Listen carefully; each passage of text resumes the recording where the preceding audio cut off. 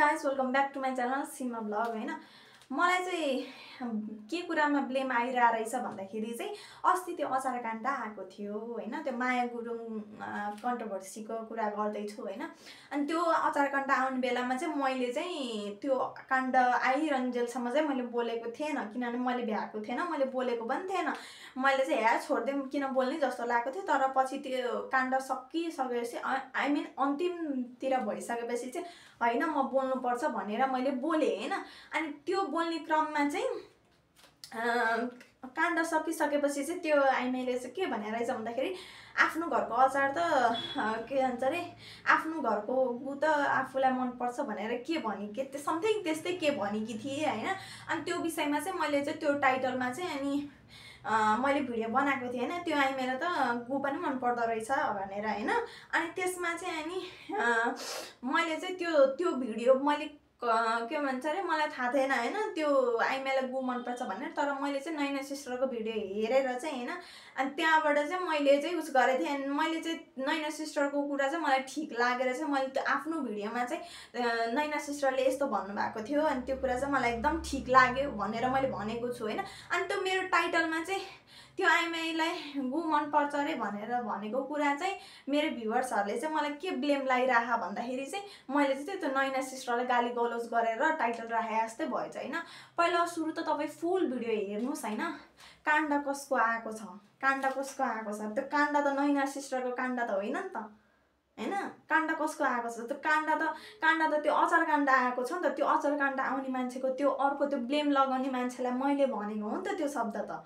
मैले नैना सिस्टरलाई केही भनेको छैन नि त अनि भ्युवर्सहरूले त मलाई त पुरा बिना गल्ती पुरा ब्लेम लगाइरहेछ त यार मलाई गाली गर्ने मलाई गाली गरिरहेको छ त तपाईहरु फुल भिडियो हेर्नुस् के पहिला मैले भनिरहेको छु त मैले गाली गरेको छैन मैले नैना सिस्टरलाई कुन चाहिँ भिडियोमा गएर गाली गरे रहेछ ल भन्नु त त्यो मैले काहीँनिर गएर गाली गलौज गरे रहेछ भने म त्यो भिडियो म आफै डिलिट गरिदिन्छु ल है त्यो नै हो म आफै डिलिट गरिदिन्छु त्यस्तो केही छैन मैले कतैनिर गाली गरेको रहेछ भने त्यो अचार काण्डमा मैले कतैनिर नैना सिस्टरलाई मैले केही नराम्रो भनेर गाली गलौज गरेको रहेछ भने तपाईहरु किन नैना सिस्टरले मलाई भन्थ्यो होला नि के भन्छ त्यही कमेन्ट गरेर तिमीले मलाई किन यसरी भन्यो भनेर सीमा भन्यो भनेर भन्थ्यो होला नि त किन भनेन त त्यो सिस्टरको बारेमा मैले केही नराम्रो भनेकै छैन त कहाँबाट अनि मलाई नराम्रो भनेर मलाई ब्लेम लगाउनु त तपाईहरु मलाई किन ब्लेम लगाउनुहुन्छ त्यो हो नि त मैले त केही पनि भनेको पनि छैन केही गरेको पनि छैन अनि अरु कुरा चाहिँ नि दुनियाँले के काण्ड लिएर आउने मान्छेलाई लाज छैन अनि हामी मान्छेले चाहिँ नि बोल्यो भने चाहिँ यसले बोल्न पर्ने तैँले बोल्न पर्ने रे दुनियाँले बोल्दाखेरि उनीहरूलाई गएर रोक्नुस् न उनीहरूलाई गएर रोक्नुहुन्छ दुनियाँले बोल्दाखेरि केही पनि नभने मैले बोल्दाखेरि चाहिँ हुने त्यही पनि मैले त्यस्तो के भन्छ नराम्रो अपशब्द कसैलाई बोले भए पनि अतै भन्नु मैले कसैलाई नराम्रो शब्द बोलेको पनि छैन नि त मेरो भिडियोमा हैन त्यही पनि त्यो अचार काण्ड भिडियोमा त अझ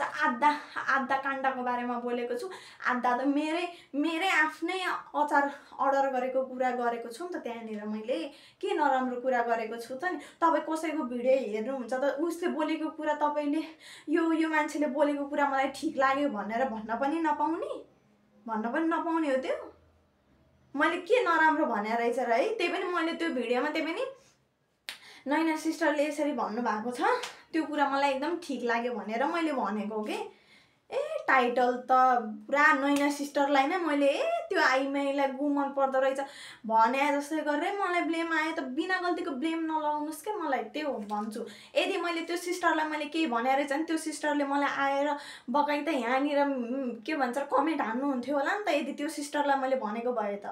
त्यो सिस्टरलाई मैले केही भनेको छैन त्यही पनि मैले त्यो सिस्टरलाई केही भने पनि त्यो सिस्टरले मलाई त सीमा तिमीले मलाई यस्तो किन भन्यो भनेर भन्न सक्दैन र बच्चाहरु थोडी न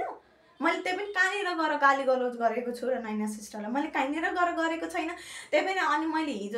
हिजो मैले चाहिँ त्यो कमेडी तरिकाले चाहिँ मैले भिडियो बनाएको थिएँ हैन त्यो कमेडी तरिकाले चाहिँ मैले चाहिँ त्यस्तो नैना सिस्टरलाई चाहिँ त्यस्तो नराम्रो मैले केही पनि भनेको पनि छैन है जस्ट मैले चाहिँ मान्छेले अब भन्छ नि त तिमीहरू त्यो काण्डको बारेमा बोल्दाखेरि तिमीहरू न्यायाधीश पल्टियो तिमीहरू जान्नी पल्टियो भनेर बोलिरहेछ नि त हैन हो त्यो विषयमा चाहिँ मैले बोलेको के म मात्रै किन न्यायाधीश हुने त्यो सिस्टर पनि हो नि त भनेर मैले जस्ट कमेडी तरिकाले भनेको हो नि त किन भन्दाखेरि भन्न त पाइन्छ नि त। किन भन्दाखेरि हामीले त युट्युबमा गएर हेर्ने हो भने त त्यो अचार काण्डको बारेमा त हामीले बोलेर भिडियो हालेको भनेको त त्यो सिस्टरले र मैले हो नि त। अरूले त सबै फुल भिडियो काटेर हालेको छ नि त,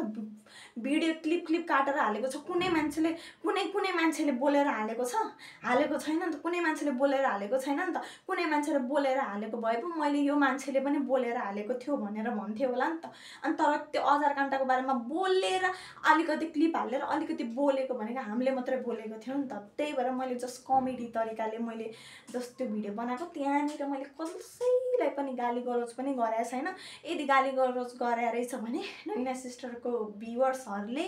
मलाई भन्न सक्नुहुन्छ, म भिडियो डिलिट गरिदिन्छु। भ्युवर्सले भनेर होइन, यो म चाहिँ के भन्छु भन्दाखेरि नैना सिस्टर मैले तपाईँलाई कुनै भिडियोमा तपाईँलाई गाली गलोज गरेको रहेछ र तपाईँलाई मैले बोलेको कुरा तपाईँलाई चित्त बुझेन भने प्लिज भनिदिनु होला, म डिलिट गरिदिन्छु। तर यो भ्युवर्सहरूले चाहिँ मलाई बिना गल्तीको ब्लेम चाहिँ नलाउनु होला। That's it.